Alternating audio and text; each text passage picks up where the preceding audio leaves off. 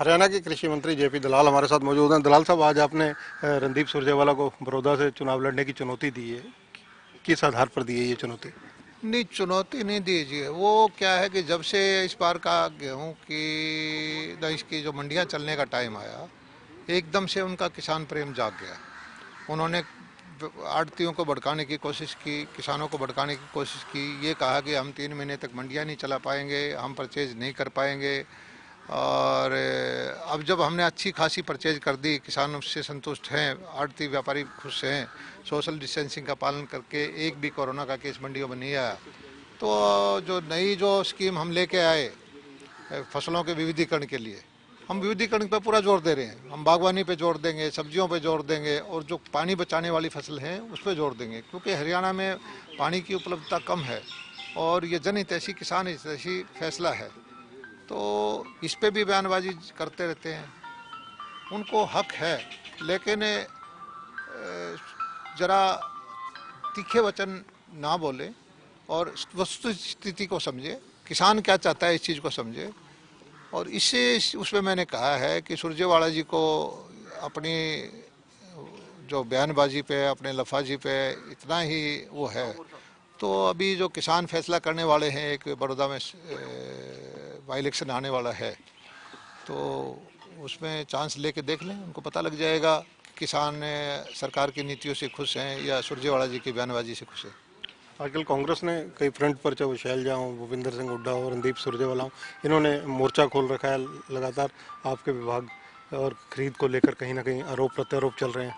उनको दिक्कत, उनको ऐसा लगता था कि इस बार हरियाणा सरकार जो कोरोना की वजह से किसानों हितैषी फैसले नहीं ले पाएगी, परचेज नहीं कर पाएगी। लेकिन जब से देखा है, उन्होंने पहले मंडियों में आड़तियों को भड़काने की कोशिश की, किसान को गुमराह करने की कोशिश की, और जब देखा कि इतने थोड़े से वक्त में ये 6 लाख के आसपास टन सरसों की परचेज होगी, 62-63 लाख की गेहूं की परचेज होगी, किसानों के खाते में सरसों का सारा पैसा चला गया, गेहूं का भी लगभग 1500 करोड़ रुपये जा चुका है, 900 करोड़ रुपये आज चला जाएगा। तो एकदम से उनको ये लगा तो ये तो सारा किसान हितैषी सरकार है और किसानों के हित में सारे फैसले लेने में काम सक्षम है। तो इस तरह से अपनी भड़ास निकालने के लिए हर रोज़ कोई ना कोई बयानबाजी कर देते रहते हैं।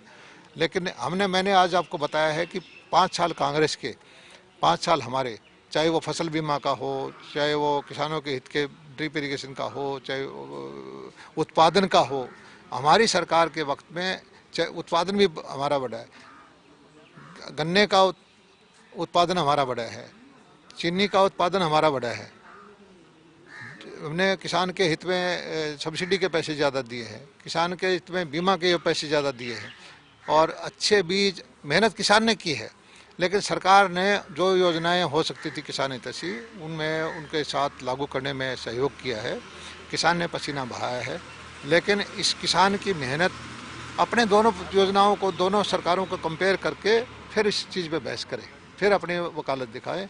लेकिन किसान आजकल जागरूक है, किसान के पास सारा डाटा है, किसान हर चीज़ को समझता है, और इनको इस तरह की तीखी भाषा का प्रयोग नहीं, तालिबानी टाइप शब्द का, इस तरह के शब्दों का प्रयोग नहीं करना चाहिए। मेरा पानी मेरी विरासत जो सरकार की नई योजना, उसका भी विरोध कहीं ना कहीं कांग्रेस के द्वारा और इनेलो के द्वारा हो रहा है। नहीं, वो तो हर चीज़ का ही विरोध करते हैं। सरकार की कितनी अच्छी नीति हो उसका विरोध कर रहे हैं। मंडियों में किसान की फसल को खरीद कर रहे थे, डायरेक्ट फसलों के किसानों के खाते में पैसा देने की कोशिश कर रहे थे, उसका भी विरोध किया उसने। किसान हितैषी कैसे हो सकते हैं? जो किसान, हम कहते हैं किसानों के खाते में पैसा देंगे, वो कहते हैं नहीं देने देंगे। किसानों को कितनी पेमेंट अब तक हो चुकी है? किसानों को सरसों की तो पूरी 1000 करोड़ से ज़्यादा की खाते में जा चुका है, 1500 करोड़ रुपये गेहूँ का जा चुका है, और पिछले जो मुआवजे का पैसा था वो भी जा चुका है। किसान संतुष्ट है, बड़े धैर्य से काम किया है, और मैं किसानों को नमन करता हूँ, धन्यवाद अदा करता हूँ कि इतनी शालीनता से, इतनी शांति से जो मंडियों में फसल लेके आए हैं, और अगली फसल की, कपास की और की इन्होंने बिजाई भी कर ली है, वो बिल्कुल धन्यवाद के पात्र है। भूपिंदर सिंह हुड्डा का कहना है कि हरियाणा के अंदर केवल एक ही मंत्री अनिल विज नजर आ रहे हैं काम करते, बाकी कोई मंत्री सब नदारद है, नजर ही नहीं आते। उनका अपना नज़रिया है, उनको क्या अच्छा लगता है क्या नहीं लगता है, इस बारे में मैं कोई नहीं कह सकता, उनकी अपनी सोच हो सकती है। लेकिन मैंने अपने आंकड़े रख दिए हैं कि 5 साल जी के हुड्डा जी की सरकार में क्या हुआ था और 5 साल हमारी भारतीय जनता पार्टी की सरकार में क्या हुआ था, और हर पैमाने पे हम 20-30% ज़्यादा परफॉर्म किया है। किसानों की उपज का मामला हो, किसानों को सब्सिडी देने का मामला हो, किसानों को मुआवजा देने का मामला हो, किसानों को भाव देने का मामला हो, हर चीज़ तो अच्छी हुई है।